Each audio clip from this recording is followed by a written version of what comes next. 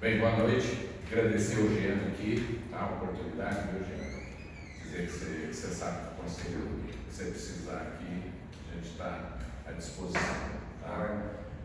Agradecer a Stanley, né, diretora aqui, técnico do hospital, viu, por abrir as portas aí do hospital para a gente. Tiago, diretor clínico do hospital, viu, por também. E com a pontualidade, Valdemariana sempre, né? Apenas com 1 hora de atraso, vamos iniciar. Tá gravado aí? Não, essa parte aí você corta, por favor. Senão ele me sacaneia lá depois. Bem, já, você vai falar alguma coisa aqui? Não, o Dr. Valdemar entrou em contato com a delegacia aqui em Anápolis para trazer esse projeto do CRM itinerante. Então, o Paulo acompanha lá nos grupos as viagens que ele faz para o interior de Goiás, né, levando informação, discutindo assuntos pertinentes, importantes na área médica. E aí, quando ele entrou em contato com a gente, nós ficamos empolgados e com certas dificuldades de datas, deu certo hoje, e a gente está trazendo aqui, na presença do Dr. Valdemar, o CRM itinerante, para a gente discutir um assunto importante, né, dentro da medicina, junto com os mais colegas que estão presentes e com aqueles que vão compartilhar com aqueles que vão assistir também. Eu vou aproveitar o gancho aqui, eu brinquei com o Valdemar, mas outro dia eu estava conversando num grupo que se o conselho tivesse 4 ou 5 pessoas com a disposição que o Valdemar tem, o conselho seria um avião, porque realmente o cara é um workaholic, trabalha, nunca me enche o saco 4h27 da manhã, que é o primeiro morning que ele me manda, entendeu? Eu tive que botar no silencioso, porque senão minha mulher já ia separar de mim, que era 4h27, é a hora que ele acorda, dorme 1h15 da manhã, 2, né?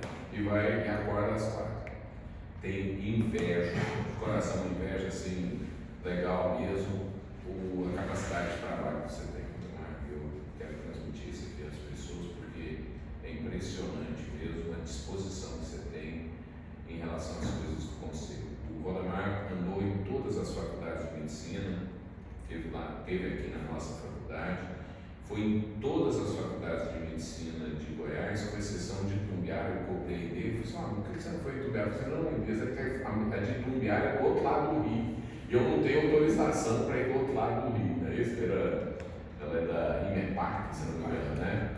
Mas ele foi em todas as faculdades, fez um relatório brilhante de todas as faculdades, tem ido com esse CREMEP itinerante nos locais mais distantes aqui em Goiás, no norte, locais em que o CRM nunca tinha ido, vou deixar bem claro isso, locais em que o CRM nunca tinha ido, locais em que de repente médicos da cidade chegavam e falavam assim: puxa vida, é a primeira vez que vocês estão vindo aqui, foi divisa com a Bahia, divisa com Mato Grosso, divisa com Minas Gerais, foi em todos os lugares. E aí é um prazer realmente, tirando as brincadeiras, peço desculpa, né? Mas é um prazer você estar aqui com a gente, tá bom? Obrigado, Elias. A função do CRM é uma função importante, porque o CRM é a entidade médica mais forte, até porque é um projeto de lei, né? Uma lei federal, por isso é uma autarquia federal, e o Conselho de Medicina tem que ser a casa do médico, né? O Conselho de Medicina trabalha, quando fundado na década de 50, o Conselho Michel, o modelo conselhal, ele veio com o propósito de controle da classe médica, né? Como controle das resoluções, de uma forma muito esperta do legislador, porque ele criou um modelo onde a própria classe cuida da própria classe e controla a própria classe e cuida da outra classe, né? É um modelo interessante que o governo, de alguma forma, tem o seu objetivo, mas não tem nenhum custo com esse ato, né? Acabou sucumbindo no modelo de ordem, que é o modelo da década de 40, né? O modelo conselhão da década de 50 para cá. E ele veio com uma proposta inicial, uma proposta judicante e cartorial, né? Judicante, que é para controlar o ato médico, né? Na medicina, controlar os erros médicos, quando aquilo aconteça, né? Então, aspecto de judicante, julgamento do ato médico, né? As boas práticas e as más práticas, né? Controlando as más práticas. Um olhar objetivo da sociedade, para proteger a sociedade. O modelo conselhal protege a sociedade, onde quem atua na sociedade tem que ter cuidado, né? De promover saúde e classe médica na sociedade. Então, é judicante cartorial. Cartorial porque ele faz um controle e um reconhecimento de documentos, né? O indivíduo, quando se forma, só pode trabalhar com a carteirinha do CRM, né? Então, o conselho reconhece a graduação por onde ele passou. Reconhece o especialista na área de atuação, modelo de cartório, né? Que é uma ação permanente do conselho. Tem outro ato que é intermediário, que é o ato legislativo, onde ele, para as suas missões, ele realiza resoluções periódicas. Agora, por exemplo, publicada há pouco mais de 3 semanas, a resolução da Comissão de Produção Assistida, da Câmara Técnica do Conselho Federal, publicada agora recentemente, atualizada. Eu tenho honra de fazer parte dela e a gente atualizou tudo aquilo que não havia nada escrito há pouco mais de 20 anos de produção assistida, não tem nem produção assistida no Brasil, e são resoluções internas do Conselho que facilitaram de lei, né? É a função legislativa, o próprio Conselho cria essas resoluções para que tenha também as boas práticas, né? Que tem valor interno da classe e valor também externo, né? Como esse da produção assistida. E por fim, a nossa quarta missão é a quarta missão, que é a nossa missão aqui hoje, que é fazer educação médica continuada. Nesse olhar, o Conselho de Ensino de Goiás saiu na frente, né, na pandemia, assim que instalou a pandemia, ninguém sabia coisa alguma, aí nós criamos uma ação lá no Estúdio CREMEG, que esse é o Estúdio CREMEG itinerante. O Estúdio CREMEG está lá dentro do Conselho de Ensino, porque ele melhora informática. E lá nós começamos a fazer as lives, né? À medida que passava o vírus chegando, lockdown, máscara, as sessões todas foram feitas momento a momento, sequenciado, uma história seguida de um agressor desconhecido, tá? Até chegar a vacina que impactou de maneira relevante a parada do vírus, né? O controle parcial do vírus. Então essa história foi uma história que está gravada, nós temos lá hoje próximo de 200 lives do Conselho arquivadas no site do Conselho e mais de 600 mil acessos. Então, foi aqui no lockdown inicial, quando o médico em casa, nós passamos a fazer essas atividades científicas que dão a retaguarda, a vanguarda da boa prática, da boa ciência ao médico, e ele pode usar aquilo que está lá referenciado como sendo uma fonte cristalina do conhecimento na área médica. Então, a população, a classe médica tem atuado, a população em geral tem acionado muito esse modelo. Tá? Além disso, tem uma biblioteca maravilhosa, com livros físicos, tem livros eletrônicos, tem um trabalho científico, uma bibliotecária que trabalha com esse fim para assistir ao médico. Né? Então, a casa para você até uma sopa, tem cafezinho de graça, tem uma sala para estudo, tem alguém para ter papo, você conhecendo daí para esse fim. E nós temos feito o primeiro itinerante, criamos a partir desse modelo, criamos livros, né? Esse é um deles, conta a história do primeiro, não tinha sido escrito antes. E agora nós estudamos também ética e tecnologia obstetrícia e mais alguns propósitos de, durante o próximo ano, fazer mais alguns livros para o médico. Tá? Revista bioética, primeiro, criamos também, está funcionando periodicamente. Então, atuando na ciência, porque a medicina é a arte e a ciência de prevenir e curar, é preciso, portanto, ciência. Então, a retaguarda do médico, quando ele é promocionado, denunciado, a retaguarda dele é ciência, ele tem que trabalhar com ciência. Tá? Então, tem que ter boa prática, boa ciência. Então, a nossa vida aqui é para essa finalidade, e o tema que subiu aqui para elogiar vocês é a face do prontuário médico. Tá? O prontuário, todas essas nossas lives, essa está sendo gravada, fica no ato oficial do Conselho, e fica pendurado no site do Conselho.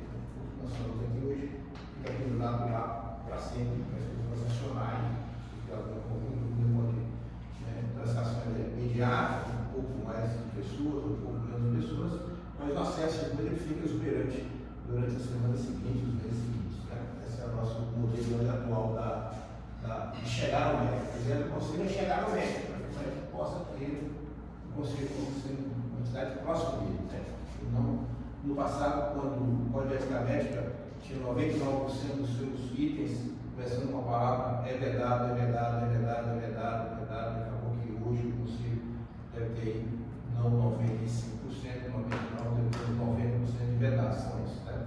Mas é preciso entender que abriu um pouco mais, né, as ações no sentido da promoção da ciência, né? Você trabalhar com ciência. Aquilo que não é de ciência, o médico tem retaguarda para defender. Recentemente mandaram um vídeo para o Conselho de um médico de Goiânia, um médico de São Paulo, fazendo azul-metileno na veia dos doentes. Né? E apareceu um artista da Globo, tomou azul-metileno na veia, dizendo que aquilo melhorava a inteligência e a cognição. E aquilo começa a vender. Né? O mercado compra qualquer coisa dessa estranha, né? Nossa azulão correndo na veia, o vídeo sai dali mais inteligente, mais cognitivo, valeu para mim. Né? Então isso não tem retaguarda, não tem vanguarda, não tem denúncia, não tem como se defender. Né? Essa doutrina é perigoso depois, cara. Você acha um partido ou um lugar que diga que a vida tem inteligência para alguém. Se tiver, continue fazendo. Mas se não tem, melhor parar. Né? Porque senão não tem um momento que for solicitado, né? Nível civil ou nível do Tribunal de Ética, do Conselho de Medicina, não tem como se defender. Né? E aí parece que ela parou. Então a função do conselheiro também é educativa, né? Baseado nesse evento que a gente chega lá. Então, o prontuário médico ele foi originalmente instalado no mundo com a finalidade de contar a história do doente, né? A história do doente vivida no atendimento médico. E essa história passa a ter algumas finalidades. A primeira delas é ter um registro, uma memória do doente, um registro da história passada, vivida, né? De 5 anos, de 3 meses, de 10 anos, né? O limite que era até 20 anos, onde a unidade, quando ele passou, tinha o dever de cuidar daquela memória, daquela história vivida, em seus exames, seus diagnósticos, seus terapeutas passados ali. Nesse item, que não foi o item primeiro, hoje, a perspectiva da medicina do futuro, nós estaremos todos chipados em breve, né?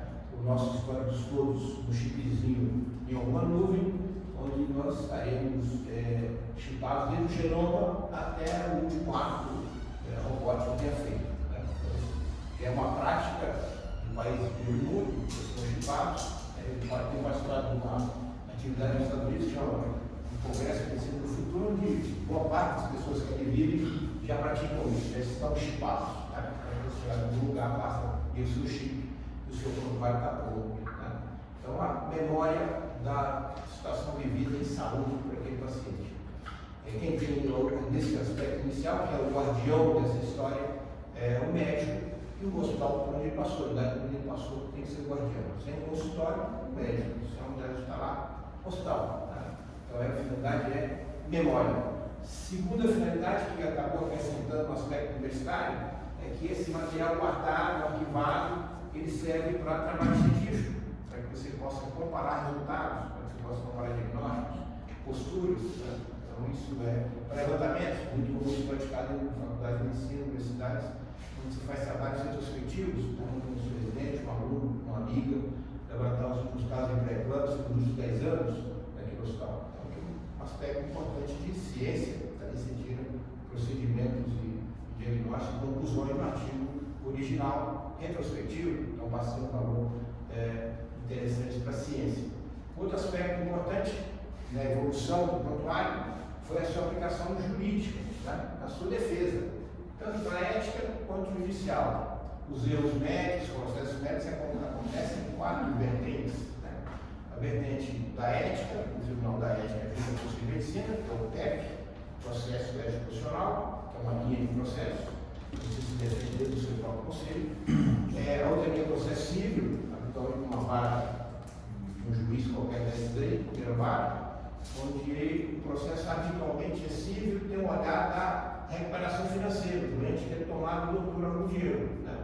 Todo esse procedimento civil tem na solicitação da denúncia o valor que entende o advogado daquela denunciante, né? Quer 400 mil, quer 700 mil, por aquele dano ocasionado, possível dano. Né?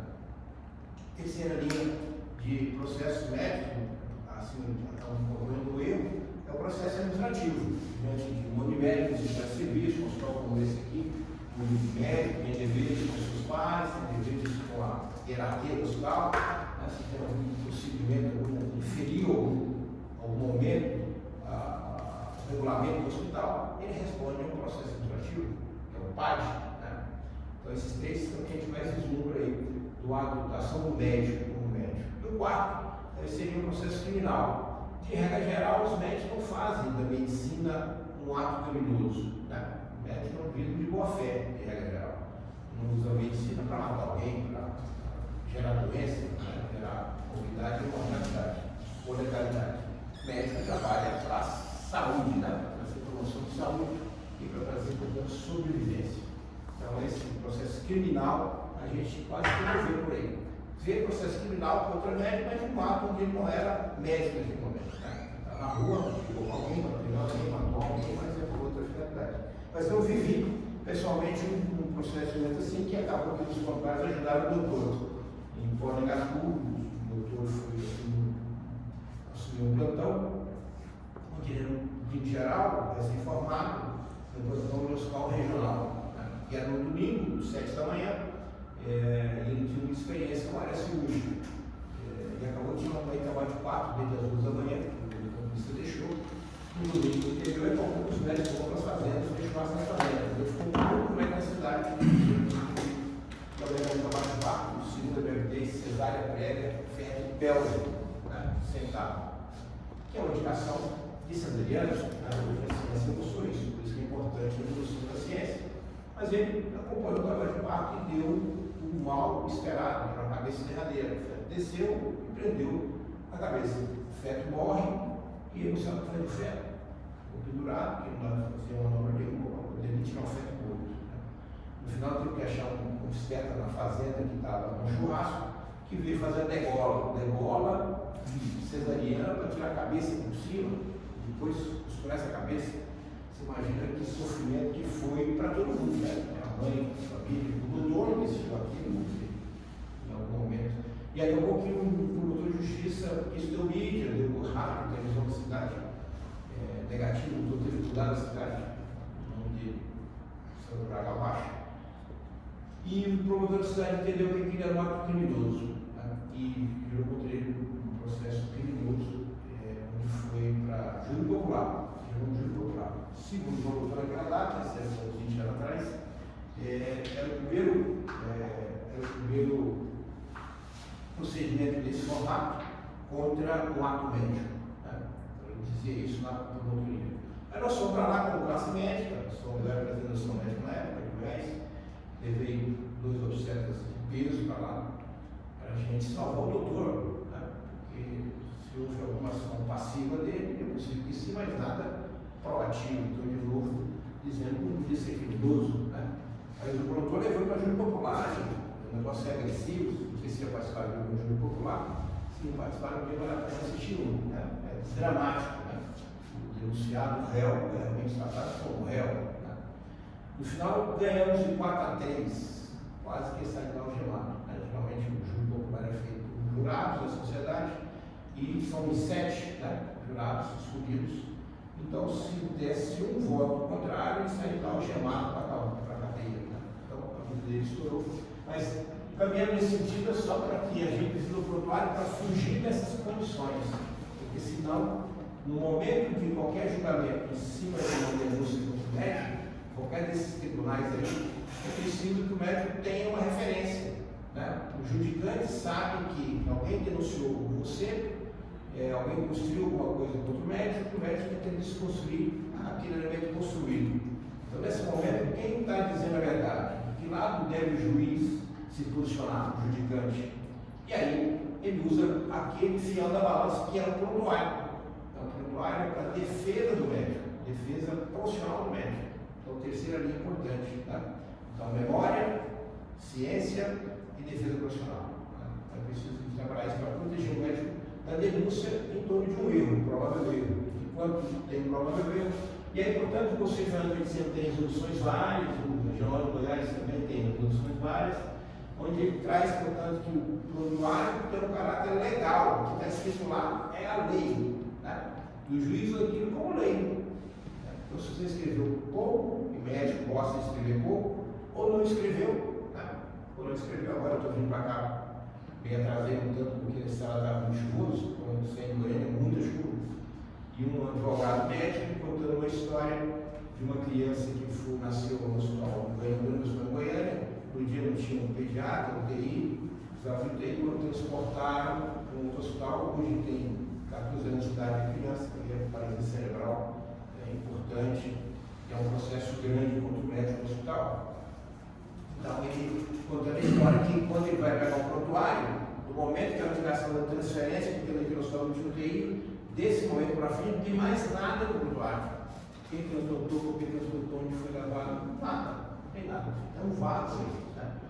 E aí, se tem um vácuo, alguém tirou, não escreveu nada de propósito, ou não escreveu nada porque esqueceu, ou porque é um hábito por escrever. Então, precisa escrever toda a ação do prontuário, porque ele é protetor, ele te protege. Está escrito lá, inclusive leva em conta, portanto, ele tem um dado legal, é sigiloso e é científico, né? É sigiloso porque é uma condição até das nossas anotações hipocráticas, né? O pai da medicina, na ilha de Kos, ilha grega, de frente para a Turquia, escreveu que a medicina precisa ter dois princípios básicos, jamais podem ser abandonados. Primeiro, o sigilo, né? E segundo, o prontuário é sigiloso, por isso tem que ter um guardião dele, né? Quem guarda responde pelo sigilo, né? A consulta tem sigilo, o ato cirúrgico tem sigilo, então tem que ser guardado pelo médico, né? Isso é um princípio hipocrático. O segundo princípio é da autonomia. O médico é livre, né? Ele pode fazer, consultar quando quiser, se ele quiser, atender quem ele quiser de uma forma eletiva. Ele só não pode abandonar a urgência, mas eletivo ele é totalmente autônomo. Autonomia e sigilo são princípios hipocráticos. Portanto, nesses artigos, o Código de Ética Médica, vários elementos colocados em torno do prontuário, mas todos segundo o princípio de que é preciso trabalhar o prontuário para pesquisa, para ensino, para defesa profissional, tá? E para a memória do doente. E em considerações onde esse todo elemento escrito tem que ser armazenado e bem guardado, né? No propósito do passado dizer que havia que guardar em 20 anos, e nos últimos anos o Conselho de Medicina se preocupou com a condição de transformar o prontuário físico em prontuário eletrônico, né? E as medidas mais recentes têm caminhado nessa linha, também no sentido de manter uma plataforma que garanta o sigilo, que garanta a autonomia, né? Portanto, especialmente o sigilo, que é uma preocupação do Conselho Federal, nas coisas novas que estão surgindo, né? Essa coisa nova da mídia, da evolução da parte eletrônica, né? De toda a internet, isso é uma preocupação para o ato médico, porque você não pode expor o doente. Veja que na pandemia, pouco antes da pandemia, o Conselho de Medicina tinha liberado a telemedicina, né? Mas toda a classe médica reagiu ao contrário no Brasil inteiro, e eles tiveram que engolir o cargo e tirar a credencial publicada, e eles recebem um grupo fantástico daquele domingo anterior. Na semana seguinte, o presidente teve que recolher aquela telemedicina. E de alguma forma foi ruim para a classe médica, porque vem seguindo a pandemia e o Ministério da Saúde deliberou por portaria que era para fazer telemedicina. E ela foi feita da pior forma possível, porque foi feita através de canais midiáticos convencionais, depois fazer uma consulta pelo WhatsApp, pelo Instagram, tá? E aí você perde a conotação da segurança, do sigilo. Para fazer uma comunicação via internet, eu preciso ter a garantia de quem está falando é real, o doente é ele mesmo, né? A fala é dela mesmo, ou tem alguém fazendo de conta que é ele. Do outro lado tem um doutor, o doutor é ele mesmo, então essa garantia da identificação tem que ser real, absoluta, né? O WhatsApp não garante nada disso, né? Nem Instagram, nem Facebook, né? Nem telefone, mas foram feitos assim, né? Durante toda a pandemia, o governo, através de medida de um ato do Ministério da Saúde, deliberou nessa linha. E o Conselho de Medicina ficou numa situação esdrúxula, né? Porque perdeu o momento certo de caminhar. Até que ele definiu, depois já de um ano e meio de pandemia, publicou a telemedicina também, agora recente, no começo do ano, porque ele garante que é preciso as duas contas estarem garantidas, de quem são, e uma plataforma que comunica segura, tá? E não vai ser uma plataforma convencional, as caras são muito seguras. Se alguém te contou alguma coisa numa plataforma e esse negócio espalha, se perdeu o principal do ato médico, que é o sigilo. Portanto, esse armazenamento tem que ser feito e garantido pelo médico e por aquela instituição de saúde que garanta, portanto, a preservação da memória do doente. E ele deve conter, portanto, a identificação correta, né? A sexo, indicação, naturalidade, né? Precisa seguir o princípio da bom exame clínico, né? Onde tem que haver a boa anamnese, né? Queixa principal, história da doença atual, avaliação patológica, exame físico, a sequência habitual. Né? Uma cirurgia tem que ter a sequência da cirurgia, né? Tem que ser diérese, tem que ter hemostasia, tem que ter o ato de resolução daquela cirurgia, depois tem que ter a síntese, né? Como eu devia dizer, feita cesariana às 10h30 da manhã, ponto. Né? E aí não dá nenhuma linha cesariana. Você pega os vídeos acadêmicos que gastam 2 páginas cesariana, né? Da incisão de pele até a sutura curativa. Então, esse modelo muito resumido acaba não contando a história real, né? Acaba não contando a história real. Tem um processo que deu delegacia contra 4 médicos em Minas Gerais, ali em Pirenópolis. Vocês devem ter visto uns 3 anos atrás, um pouco antes da pandemia. O paciente fez ultrassom em 4 médicos diferentes. Os 4 médicos iam para gemelar. No dia do parto, nasceu só um. De um dos 4 que fez o ultrassom. A doutora fez o parto. E ela levou o laudo de gemelar. Né? E um deles fez ultrassom com Doppler. Tinha gemelar no ultrassom e tinha gemelar no Doppler.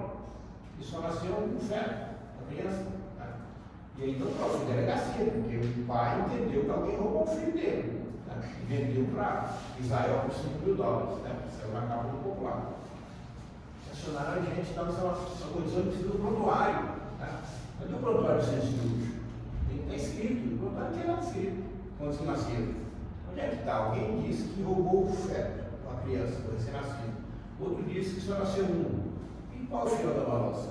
Além da testemunha na sala, entre o aspecto testemunhal, que estava na sala, e o aspecto escrito do prontuário, o documento é o prontuário. Né? Ele vai para que é testemunha. Acabou que a gente ajudou e as coisas ficaram menos mal. Os 4 médicos estavam na delegacia para serem presos. E aí a gente entrou no procedimento, fomos explicando que isso pode acontecer, na verdade é um erro grosseiro, né? Se dizer que gemelar na sombra. Né? Então isso é um erro grosseiro, mas aconteceu agora recente, em Goiás. E pessoas boas, têm boa formação. Né? Perguntei para um deles, que é muito amigo, mas era gemelar dentro do seu ultrassom? Falou, não, eu fui induzido, porque chegou já com 3 laudos dizendo que era gemelar. Eu falei, deve ser gemelar. Então, esse procedimento do prontuário tem que estar escrito na tórica interna, evolução diária, todo dia tem que ter evolução e pressão. Né? Não dá para dizer, só repete a pressão de ontem e não tem evolução. Né? Aí você pega o prontuário, cheio de pressões repetidas, sem evolução. Né? E a sua proteção é a sua evolução. Como é que está a pressão arterial dela? Né? De repente ela chocou, mas tem pressão arterial de uns 3 dias. Né? Então, essas condições são dramáticas. Tem um caso também do prontuário falhou, o doutor é ginecologista, em Caldas Novas, ele demitiu-se isso público, ele tinha 3 empregos, perdeu os 3 no mesmo dia. Porque o gestor, para ficar bem com a mídia, demite o doutor. Né? O doutor chega lá para ter um plantão de obstetra, ele acabou morrendo no ato de infarto. Eu acho que parte do infarto dele veio de Caldas Novas, né? Conhecido nosso. Ele estava de plantão em Caldas Novas, lá no hospital geral, chegou lá, tinha alguém, uma mulher grávida que era cardiopata. E acabou que ele não pegou direito, a transmissão do plantão não foi muito plena para ele, e essa mulher teve um incidente no banheiro, ela teve uma cinta, caiu no banheiro e ela acabou morrendo. Né? E ele precisava ali fazer uma intervenção, né? Fazer uma cesárea pós-mortem, e ele acabou não fazendo. Deu um diagnóstico da morte da mãe, que estava no banheiro, não quis entrar no banheiro, e nada do que ele fez está escrito no prontuário. Eu tenho a impressão que ele fez nada, nem pela assistência à morte dela, e nem pela intervenção como você faria no chão do banheiro, que era cesárea pós-mortem. Então ele acabou sendo demitido, processo de você de medicina, processo civil, e teve que mudar de Goiás, o quarto, fator no ar e morreu. Né? Então essas coisas a gente tem que ter exatamente isso, o prontuário tem que estar completo. E se na emergência, como é que faz? A emergência você faz depois de resolvida a emergência. Tá? Você está assistindo a correria, não dá para você estar notando. Tá? Por vezes, não dá para identificar quem chegou. Tá? Chega um indivíduo acidentado, né? Esfaqueado, babeado, ele morre em 3 minutos. Você faz um ultrassom, um sangramento peritoneal pleural, você tem que intervir. Tá?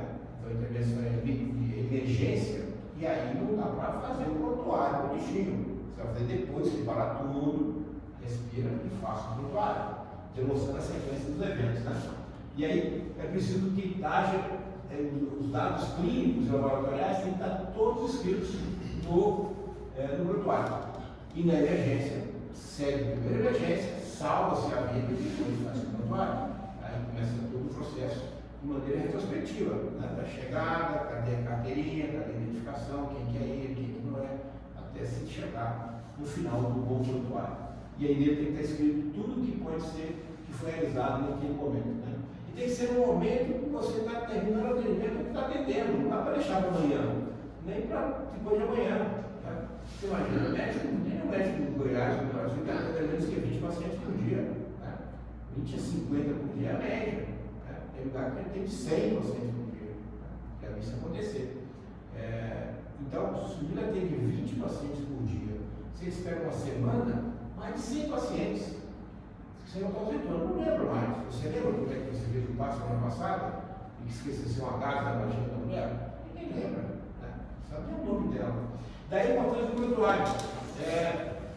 Porque a defesa do profissional vem em cima do prontuário. Certa vez eu estava vindo aqui para Nápoles, o doutor fez um parto aqui, esqueceu um chumaço de gás. Aquele chumaço de gás, aquela bola, que para mim tem que ser abandonado aqui, mas o lugar ainda usa, o banheiro acabou usando. Na madrugada, aí pelo SUS, ele fez aqui lá no parque, no hospital público aí, e deixou aquela gás, e aquela gás ficou e ele foi embora. Não foi a conclusão dele. Passada uma semana, o negócio apodrece, né? Porque vagina é o segundo ponto de concentração bacteriana da mulher. A mulher é a boca, vou ter 70 bilhões de micro-organismos, a vagina tem 50, o intestino grosso tem 30. Então a vagina tem mais bicho do que o intestino grosso, né? E fecal. Então, imagina que isso, com o meio de cultura, cresce e apodrece. A mulher chegou na semana seguinte, procurando o outro plantonista e diz: olha, estou podre. Né? Ela fala isso no relatório dela da Justiça Civil. E aí o doutor vai lá e tira a casa, e aí é um problema. Né? Quem tem que ser amigo do médico é outro médico. Quem gosta de médico é médico. Né? Só que o doutor, às vezes, não segue essa linha e diz: olha, esqueceram uma toalha na sua vagina. Né? E a mulher pegou aquele negócio, botou no saquinho, abriu um processo como foi por exemplo. Eu estou dando história porque quando ele pediu para que eu fosse o perito dele, né, do doutor, e aí marcaram para ele uma audiência com o juiz aqui, e eram as 13 horas de audiência, eu pedi que ele me pegasse lá na FET às 11h30, mais ou menos, né? Porque a gente estava atrasado, porque a gente não atrasa. E aí, quando eu estava vindo na estrada, eu tinha pego o prontuário dela, estava lendo o processo, porque tem um prontuário dentro. E aí comecei a perguntar para ele o nome do paciente, ele não sabia. Nós estávamos a 1 hora dele ser degolado, né? Ele não sabia o nome do paciente, a data do procedimento, a história do acontecido, ele não sabia nada do nada. O doutor pediu um carro para dizer para ele. Ele disse: mas e o seu advogado? Não, eu tenho um grupo de advogados que protegem, pago mensalmente esse advogado, o seguro advocatício. E você pensa contra isso. E quando você faz assim, você deixa a defesa para ele. Né? Conclusão: o advogado não sabe nada de medicina. Quem defende o médico é o médico. Né? Quando tiver alguma denúncia com você tem que parar, pegar o prontuário e se defender com a ciência. A retaguarda é a ciência. O prontuário é a lei. Está escrito é a lei. Né? E se defender. Então eu não sabia nada, aí chegamos, faltamos 10 minutos já na porta do juizado, às 13 horas, chamaram meio-dia, alguma coisa, aí chegou o advogado dele, aí comecei a perguntar para o advogado dele, ele sabia do lugar, não sabia também nada. Você imagina, uma audiência para julgamento, e o doutor não sabia nada do processo, e nem ela sabe nada. Então você precisa pegar o prontuário para a sua defesa, e tem que fazer sequência ordinária dos fatos. Tem que estar aqui, ó. O juiz vai perguntar: o que aconteceu tal dia, meia-noite? Você não sabe nem que dia que foi, nem que meia-noite que foi. A sorte dele é que eu estava lá, eu li o prontuário, né? E consegui salvá-lo. Né? Porque eu disse, eu disse, olha, essa compressa, isso jamais é proposital. Né? Era proteger a mulher, para ela sangrando, para salvar o sangramento. Quando a história assim, o juiz embarcou e liberou o doutor. Né? Então, a regra no livro do médico não fazer a própria defesa e não usar o prontuário. Né?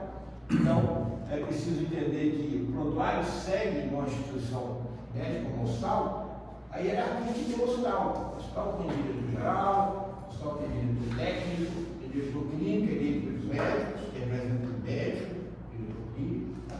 Até chegar no próprio médico que atende. Né? Então, quem vai responder é por ordem hierárquica. Né? Quem primeiro responde é o médico que atendeu, né? Depois o diretor clínico ou o diretor técnico, ou os dois. Né? Então, quem o centro de medicina aciona sempre desde quando não há facilidade com o médico, é pedir ao diretor técnico que ele responda aquelas queixas. Né? E ele vai ter, como ele não dá no atendimento, o que ele faz? Recorre ao prontuário. Né? Chama o doutor, pega o prontuário e vai dizer o que aconteceu naquele dia. Então, o prontuário serve então, para essa finalidade também. Né? Então, o Código de Ética Médica, eu disse que o Código de Médica, a 20 anos é só vedação, né? Que começa com vedado ao médico, permitir o manuseio de prontuários de pessoas que não têm responsabilidade sobre ele. Então, o prontuário não é para um convencional ficar se conflitando. Aí alguém pergunta, mas o que faz já que no prontuário do hospital da universidade, por exemplo, no hospital das clínicas, que é imenso, então o cidadão que vai com carrinho, os prontuários todos para serem entregues ao atendimento, né? Ou a enfermeira que busca, quem busca esse prontuário, né? E aí, quem responde por esse sigilo? Daqui no trajeto, ele pode pegar o prontuário, abrir e vasculhar o que ele quiser. Tá? Mas aí, se ele, quem busca o prontuário, quem manuseia o prontuário por alguma razão que não é do médico, quem responde é o médico. Você que mandou ele buscar o prontuário. Tá? Então você responde por ele. E ele, já que precisa ter alguém no transporte, por exemplo, ele tem que estar ciente da importância do sigilo e ele tem que estar como participante da proteção do sigilo. Portanto, o médico deve não permitir esse tipo de situação. A outra situação é fornecer documentos de prontuário. O paciente pede, doutor, eu quero um atestado aquele dia que eu vim aqui, consultei com o senhor, lembra, semana passada e tal. É o direito do doente. Se a gente puxa o prontuário dele, a ficha está lá escrito. Veio aqui na quarta-feira à tarde, perfeitamente. O atestado que você teve aqui na quarta-feira à tarde. E tinha um diagnóstico que merecia 3 dias de atestado, não merece 3 dias de atestado, você que define o tempo. Mas se foi presente, ou relatório. Eu estive aí, fiz um atendimento de reprodução assistida e às vezes pessoas negam. O Goiânia, por exemplo, tem lá 3 ou 4 clínicas de reprodução assistida e é uma concorrência, né, brutal entre elas. Né? Como tem hemodinâmica, como tem cirurgia cardíaca, né, tudo que envolve com dinheiro, tem muita disputa. E aí acaba que o indivíduo original não quer ceder o prontuário, não quer ceder o relatório. Então a gente pede o relatório da vida dele, ser obrigado a dar o relatório para ele. O prontuário é do doente, não é do médico, nem da instituição, é do doente. Você é o guardião do prontuário. Né? E se ele pedir uma cópia do prontuário, por alguma razão, mesmo antes de processar, você sabe que vai ser por ele, você é obrigado a dar o relatório que é solicitado, ou a cópia do prontuário. Né? Então, você é a obrigação do médico e da instituição. A única coisa que o Código de Ética Médica não definiu é o tempo da solicitação. Né? Do momento que ele solicita, quanto tempo deve a instituição entregar o solicitado? Não tem isso escrito nas resoluções do Conselho de Medicina. Mas que há uma obrigatoriedade de fazer é real. Né? É preciso, então, é vedado o médico a não fazer, portanto, um prontuário que não seja legível, portanto, ele precisa estar com facilidade na escrita, e agora com o prontuário eletrônico as coisas vão ficando cada vez mais fáceis. O prontuário eletrônico é uma canseira, o médico detesta o prontuário eletrônico, detesta. Eu, por exemplo, sofro muito com esse problema, eu tenho 4 hospitais, cada hospital tem um problema diferente do outro. Né? Então, assim, um acende diferente do outro, tudo diferente do outro. E cada prontuário eletrônico mais difícil que o outro. Eu brinquei hoje na Prêmio e ontem lá no Einstein, e quando eu vou para lá, eu gasto 1 hora no procedimento seguro e gasto mais 4 horas no prontuário eletrônico. Né? Mais ou menos 4 horas.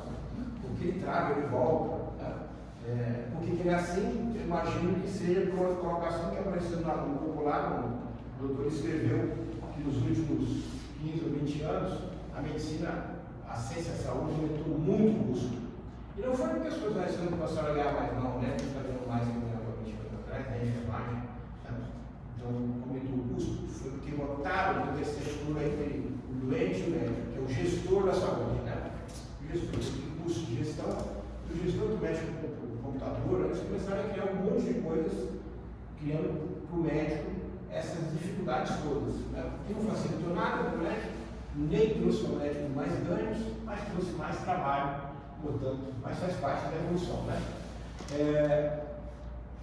Portanto, também é vedado ao médico negar ao paciente ou remuneração o acesso ao prontuário, né? Deve fornecer cópia quando solicitado, deve fornecer relatório quando solicitado, e cuidado para não estar rasurando o prontuário. Às vezes vai dar um prontuário e se acha que está rasurando. Rasurou, percebe-se. Eu vi agora uma denúncia já no Conselho de Medicina de uma doutora que veio trazer a filha dela de São Paulo para cá e pediu ao psiquiatra que desse o relatório da menina desde criança. Ela era cliente desse médico desde criança, ela era hoje lá, 20 e poucos anos.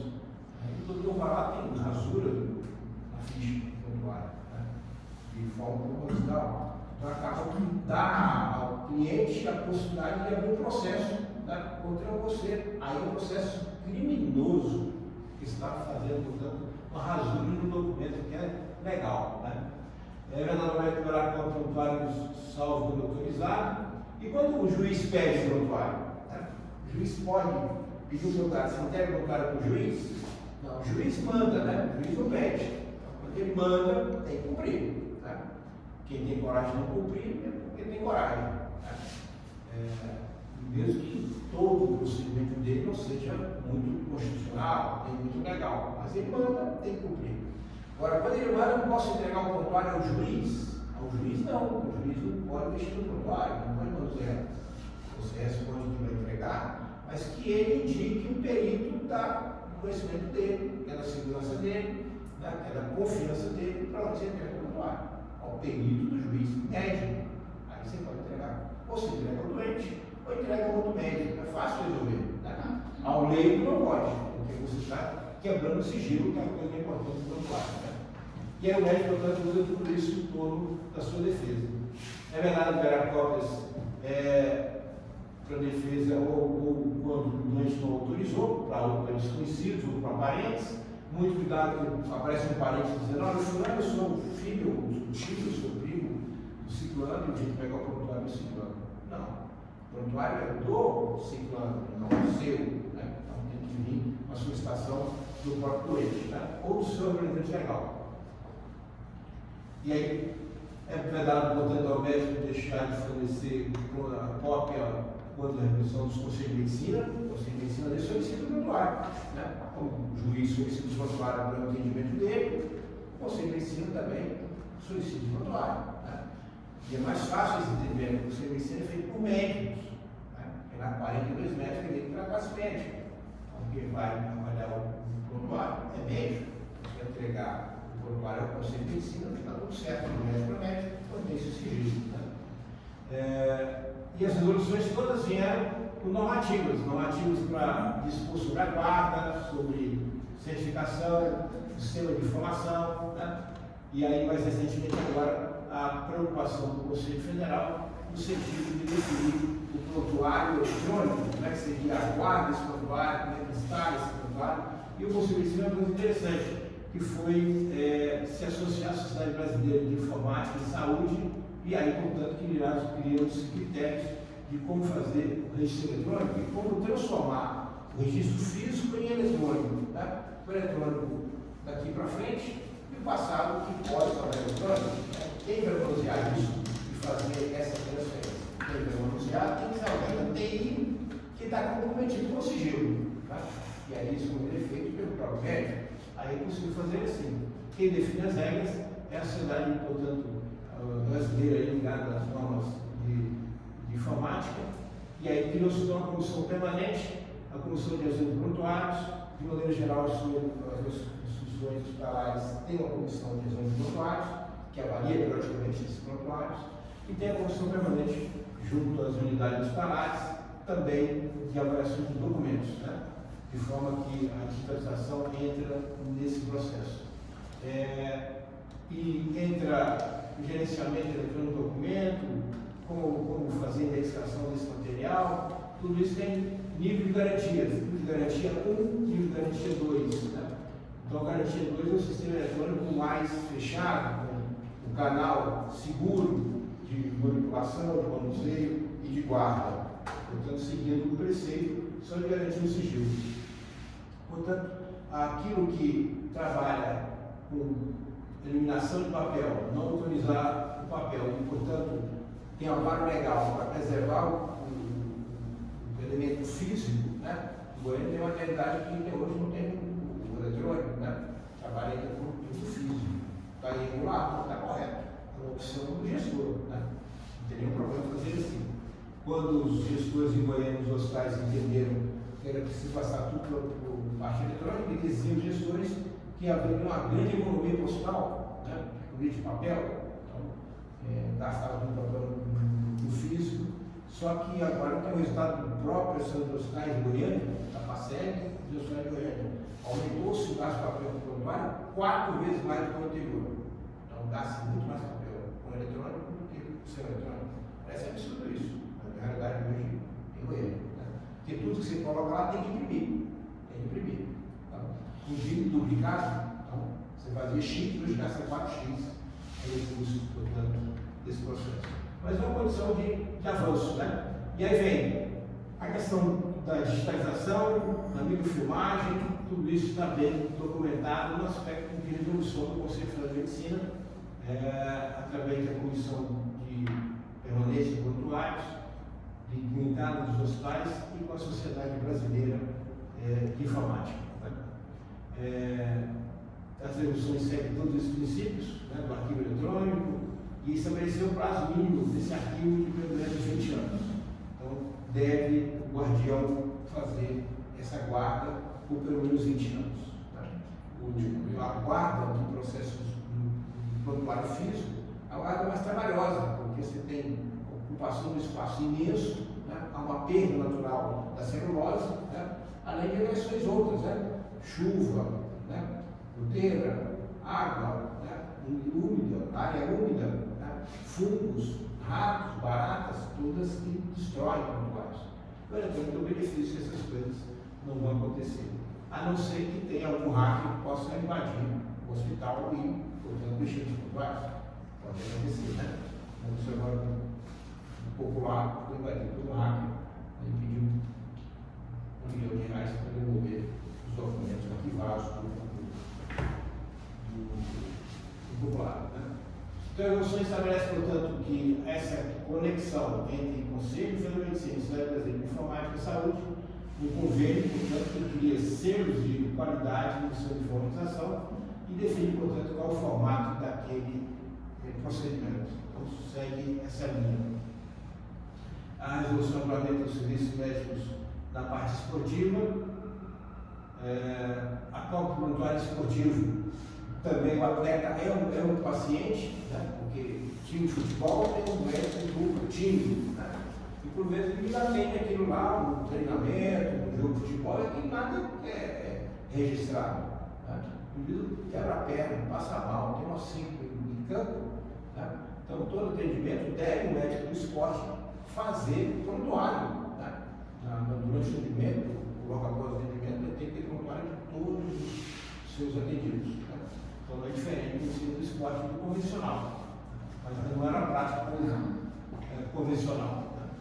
Né? O serviço, portanto, dedicado aos atletas prescritos a estágio de distância, deve o médico orientar e educar os seus atletas em relação ao doping, né? Isso faz parte do elemento de educação aos seus clientes. Né?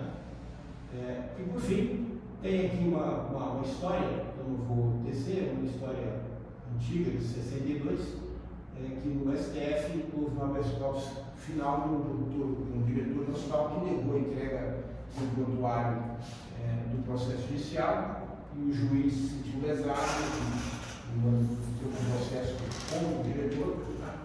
E ele perdeu na instância, recorreu no TJ do seu estado de São Paulo, perdeu no TJ ele foi para o STJ, perdeu no STJ, porque ele não queria entregar o prontuário para leigo. Né? Ele perdeu em 3 instâncias, delegou o STF, o STF deu uma versão, portanto, liberando isso em 1902, uma história interessante, onde ele foi firme, né, no seu conhecimento. Por isso que a conotação da moralidade e da forma como nós somos criados e ensinados nos dão algumas garantias. Se eu estou convencido que eu sou dono do prontuário, não dou prontuário para ler, quem não deve participar e não usar aquilo, eu não faço. Né? Então esse diretor sofreu, mas no final das contas ele foi vencedor na instância do STF. Né? Portanto, o segredo profissional tem que ser valorizado e portanto, um procedimento ilegal, exigência de revelação de sigilo e participação de anotações de clínicas e hospitais. Portanto, é nesse sentido que seguiu o ministro quando deliberou pela liberação daquele doutor. Né? Isso segue, essas instruções seguem, portanto, também na linha do procedimento criminal. Né? Se tem um crime que envolve um ato médico, é preciso que esse ato médico possa colaborar na administração desses procedimentos criminais. Faz parte, portanto, dessa prestação de serviço. Né? A outra preocupação é em relação à empresa seguradora, que pede o prontuário. Não é raro a gente ver isso, né? A própria médica pede isso. Né? A médica tem um seguro de uma doutora que ficou 3 meses sem trabalhar, o AG7, não sei se conhece, recentemente lá conosco, na clínica, a doutora entrou com licença, de assistência ao parto, e aí precisava, e o médico ficou solicitando ao doutor a questão do prontuário e tal. Então, de novo, segue a letania, né? A seguradora, quando fica solicitando declarações, mandando documento que você preencher, né? Então, tudo que é ligado ao prontuário médico, você não pode preencher para a seguradora, porque lá são leigos, né? É o mesmo princípio. Né? Se a seguradora precisa, para esse crescimento administrativo dela, que ela tenha um perito médico, que responde por isso.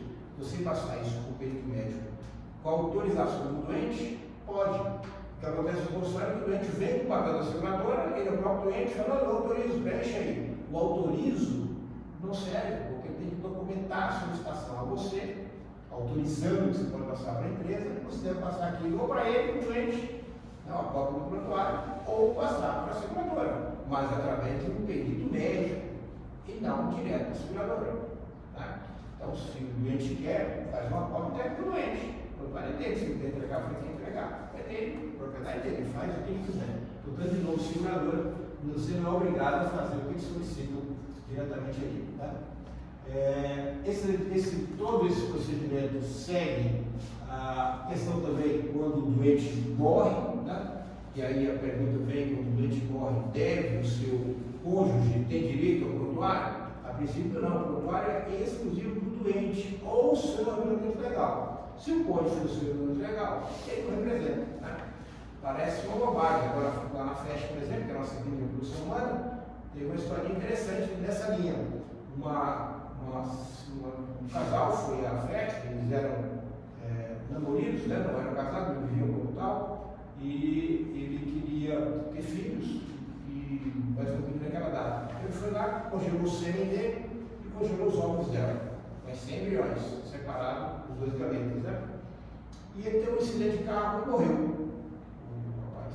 E ficou então a namorada, né? Como ele era de 3 fazendas, um cara de situação, cheio de gado, virou um problema, porque ele era filho único e o herdeiro dele automático seria a mãe dele. Né? Mas ela era a mulher que vivia com ele, legalmente ela não tinha direitos. E ela percebeu isso, né? Que ela não tinha direitos. Então ela foi à festa para fecundar o gameta dele, com o óvulo dela, com o útero dela, nasce um filho dele. Aí passou agora tem um herdeiro das 3 fazendas, que é o filho dela, né? E chegou lá, e aí não tinha nada disso até naquela data. Por sorte, nós tínhamos feito a resolução do Conselho Federal, que era a resolução pós-ordem. Né? Até naquela data, o ano antes não tinha resolução sobre isso. Né? Então, só pode ter acesso àquele material em prontuário, se em prontuário o doente designou quem responde por aquele material guardado. E ele não tinha feito isso para a mulher. Então, ela não poderia usar. Tem um processo judicial. O juiz depois veio pedindo fichas, prontuários.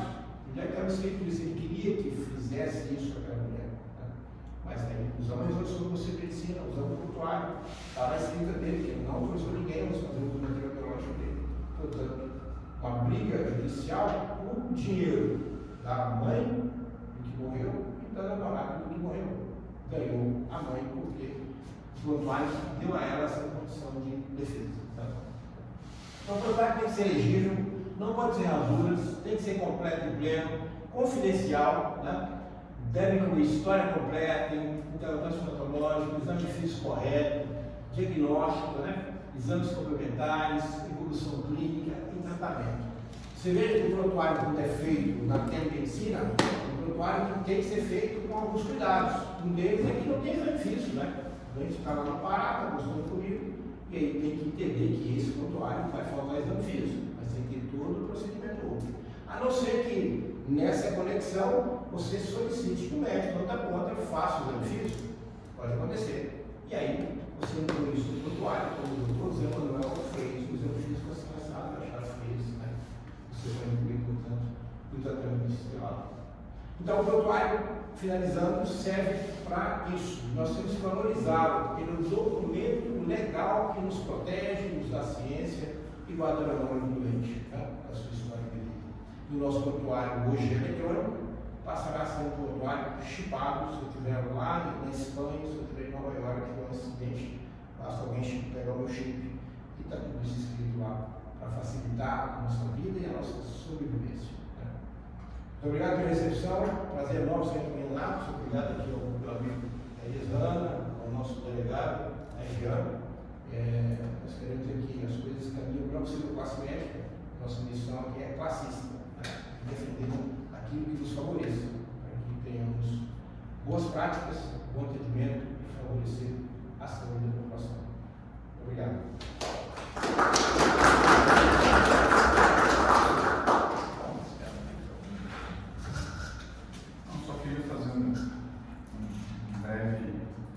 Acrescentar uma breve opinião.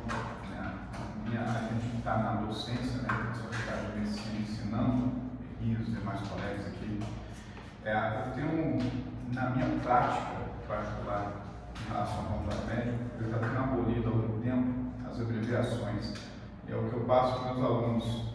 Os alunos chegam, a gente percebe isso, que a gente aprendeu assim, de uma forma coloquial ao longo das nossas faculdades, aí abreviando as coisas, às vezes por conta justamente daquilo. A gente atende 20 pacientes no dia, o residente vem, o interno vem, atende 20 pacientes no dia para passar o caso para o staff e tudo. E aí a gente acaba que, ao longo do tempo, foi abreviando demais. E eu percebendo isso, hoje nos meus prontuários eu abrevio o mínimo. Então a gente pega prontuários, a primeira linha do exame físico é PEG, CHA, LOT, BIF. São letras, né? Então hoje no primeiro semestre da faculdade, onde eu leciono, eu já oriento os meninos: olha, vamos abreviar menos. Vocês vão aprender a abreviar, mas vamos abreviar menos, porque isso dá segurança nos prontuários. Um exemplo que eu sempre dou, que os demais colegas podem ver, é quando o paciente quando ele escreve REG no prontuário. O que é REG para vocês? É regular, estado geral. Mas tem faculdades que usam ruim estado geral. E aí? Eu dou alta com o paciente irregular estado geral, ele está na curva de melhora dele, ele recupera em casa com as medicações, mas jamais dou alta com o paciente em ruim estado geral, concorda? Então, a segurança dos nossos prontuários é o que nos garante nossa defesa. Então, quanto mais claro, mais objetivo estiver, mais seguro a gente vai estar. Com certeza. Se quiser comentar. Alguém tem alguma colocação? Gostaria? Alguma dúvida? É só lembrar, lá na ouvidoria a gente vê aí, em relação à direção técnica, coisa que o doutor Leonardo colocou, é a solicitação dos prontuários. Realmente nós não temos nada em resolução quanto ao tempo, mas existe precisa ter uma certa também uma lógica, não dá para você postergar o tempo todo. E algum não é o caso daqui, mas tem hospitais que estão cobrando pela confecção do prontuário. Dizer que é possível sim, tá? Cobrar, por exemplo, pelo Xerox, aquela coisa que, pelo custo do material. Mas, se o paciente quiser ter acesso ao prontuário e fotografar, ele pode, sem custo, para ele, paciente. Eu acho que o Dr. Valdemar colocou do prontuário físico 20 anos da última consulta. Não é 20 anos da primeira consulta. O paciente às vezes ficou 10 anos sem vir, veio, depois volta depois de 10 anos, já virou 20 anos do último atendimento. Estou deixando isso. E só reforçar o que for colocado, porque a primeira coisa quando a gente tem uma denúncia é solicitar o prontuário. O corregedor de sindicância, o corregedor de processo, ele solicita o prontuário. E ali está a defesa ou a condenação do médico. E é ruim, gente, quando a gente vê um prontuário em que, sem nenhuma conotação contrária, não, mas em que o relatório da enfermagem é melhor do que o do médico. Isso é muito triste para a gente. E às vezes aquela pessoa coloca lá as condições para você condenar o colega médico, porque o médico simplesmente se omitiu em relação ao prontuário. E isso está acontecendo também em prontuários eletrônicos. O médico, o Valdemar, eu também tenho dificuldade com prontuário eletrônico, vou ser bem sincero. Quando eu chego lá no Evangelho, por exemplo, eu peço para o residente fazer para mim transcrever, eu faço coisa, peço para o plantonista, porque até nem acesso ainda eu tenho lá, né? Mas eu falo assim, mas mesmo no prontuário eletrônico tem muita gente que tem preguiça em escrever. Outra coisa é na cirurgia. A cirurgia, há muitas vezes discrepância entre o que o anestesista relata e o que o cirurgião relata. Tá? E aí entra um conflito, um confronto entre o relato de um e o relato de outro, e mais ainda o relato da enfermagem ali no estabelecimento. Então, é preciso que trabalhe mais em equipe, é preciso que de repente o médico cheque depois da cirurgia o que foi escrito pelo profissional que estava ao lado dele também, para que não haja, digamos assim, relatórios conflitantes em relação àquele atendimento. Vocês estão num atendimento de urgência, de emergência. Você de está lá preocupado com o que você viu, com o que você viu. Eu coloco assim, nós tivemos vários casos, alguns casos, existem alguns casos, em que lá no UOL, por exemplo, teve anestesista que acabou atendendo em dois, três ambientes quase ao mesmo tempo. Aí você vê também o horário. Às vezes o colega coloca um horário que ele conflita com outro horário, e a gente sabe que o anestesista não pode estar fazendo 2, 3 procedimentos ao mesmo tempo. Tá? Então, sempre bom na confecção do seu relatório de cirurgia você ter uma sinergia com o anestesista. É importante isso, é uma questão de prevenção de dano para vocês. O prontuário, em relação também ao que o Dr. Valdemar colocou, aqui nós temos muito a solicitação por autoridade policial. Tá?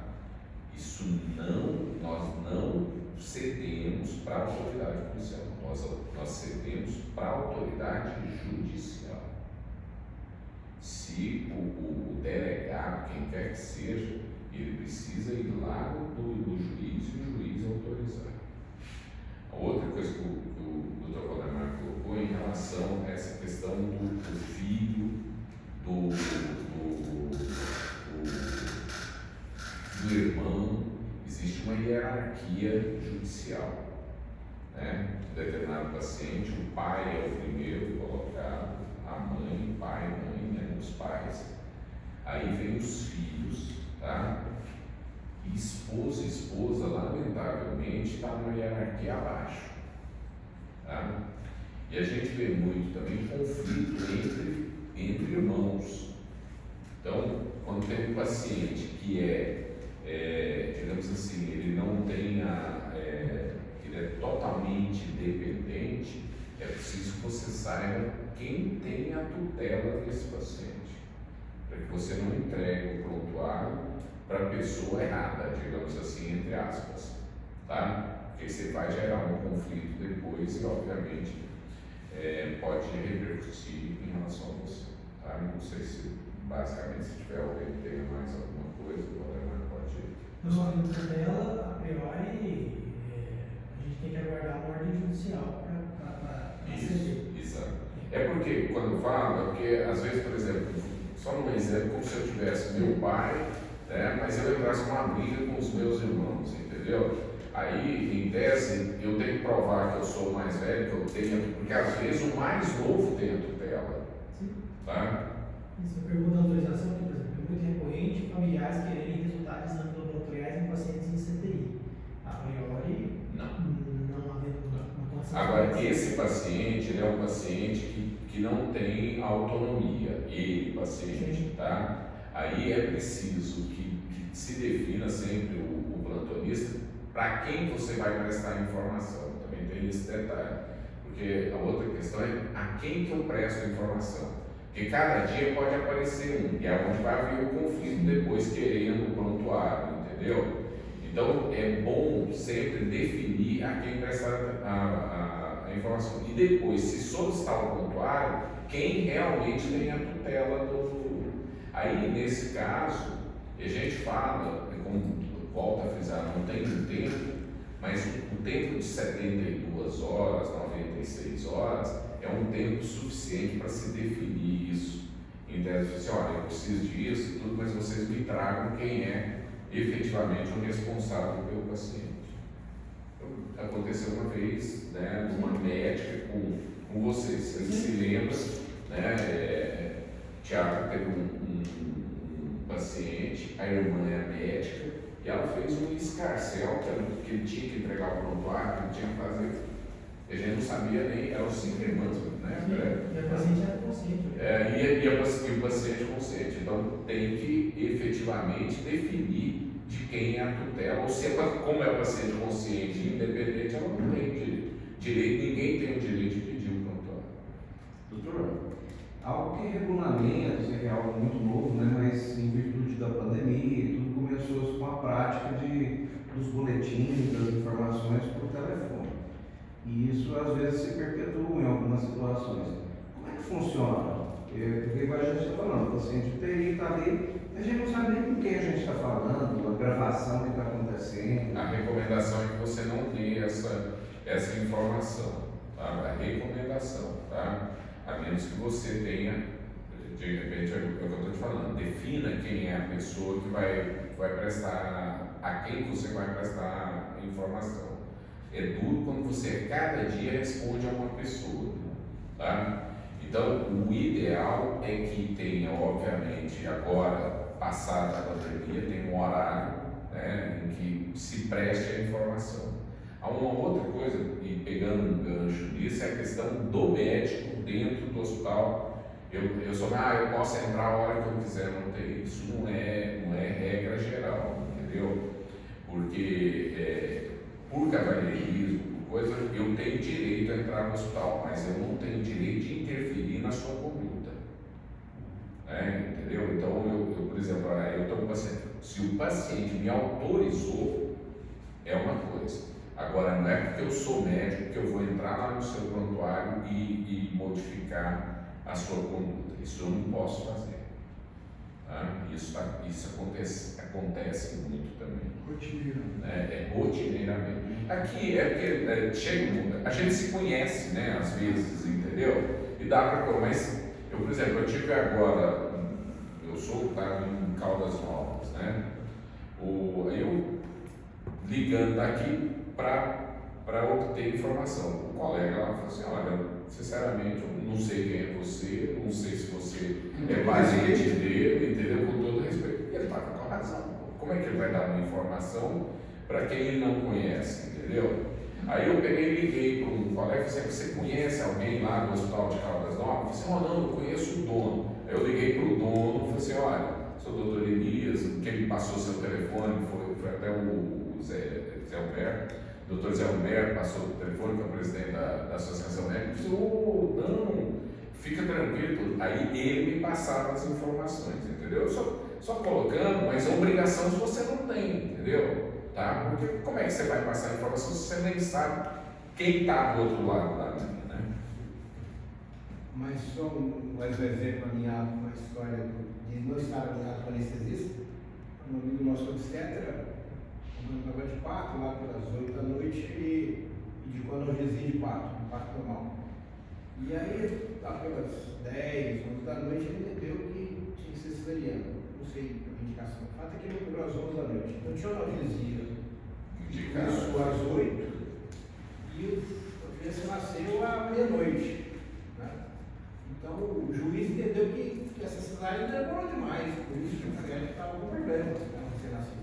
Ele acabou nascendo com uma alteração cerebral lá. Hoje ele vai na escola e tal, e a mãe entendeu que o parto era a causa do mau desenvolvimento escolar.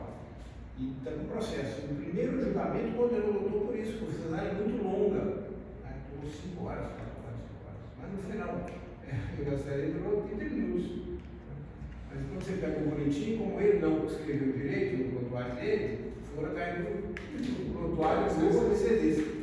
E a gente estava lá, anestesia começava às 20 horas, e parto às 24.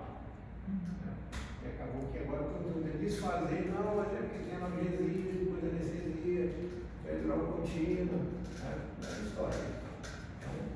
Então, contar isso no seu prontuário. Quando ele lê, ele sabe que houve uma evolução e foi uma indicação secundária. Era um parto principal, e já foi condenado. Ok. Algo mais? Se as pessoas soubessem a importância do prontuário, gastavam-se mais tempo escrevendo. Ah, sim. Engraçado, da deterioração da medicina como um todo, né? Hoje a pessoa trabalha em vários lugares, precisa trabalhar em vários lugares para ter um ganho que em tese antigamente ele fazia em um único local, né? Ele vai sempre correndo, querendo resolver as coisas o mais rápido possível, né? A gente percebe às vezes também em questão de prioridades. É. A pessoa sempre acha que não, eu vou ficar, por exemplo, em casa estudando em vez de assistir alguma coisa. Será que ela está perdendo e deixando de ganhar? Uma outra coisa, aí em relação ao que o Jean falou, do estudante de medicina, isso é um risco que, nossa, é menor por ser de ambulatório, né? Mas lembrar que a gente está assinando embaixo da história do estudante, estamos assinando embaixo, entendeu?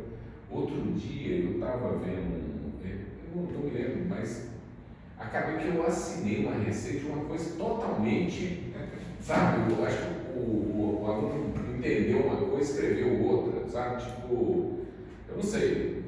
Hoje eu também, porque só um caso, eu pedi metanefrina urinária, né? No paciente que eu estava investigando, na verdade tinha um hiperpara e a gente estava investigando se tinha feocromostoma. Aí a paciente veio hoje com microalbuminúria de 24 anos. Por que pediram essa microalbuminúria? E estava lá o pedido assinado por mim. Então, a gente tem que tomar cuidado também, porque naquela pressa vai lá, assina carimbo e não está vendo que o aluno solicitou, né? Mas dessas nossas palestras andando por aí, pelo remédio itinerante, as mais solicitadas são a pessoa está preocupada com o prontuário. O prontuário é a primeira solicitada, depois relação médico-médico, médico-paciente e médico-instituição. Uma relação complicada, né, cara? E eu acho que a dificuldade é da graduação, não se ensina isso na graduação. Não tem uma aula dessa na graduação. Não tem uma aula na graduação sobre entidades médicas, sobre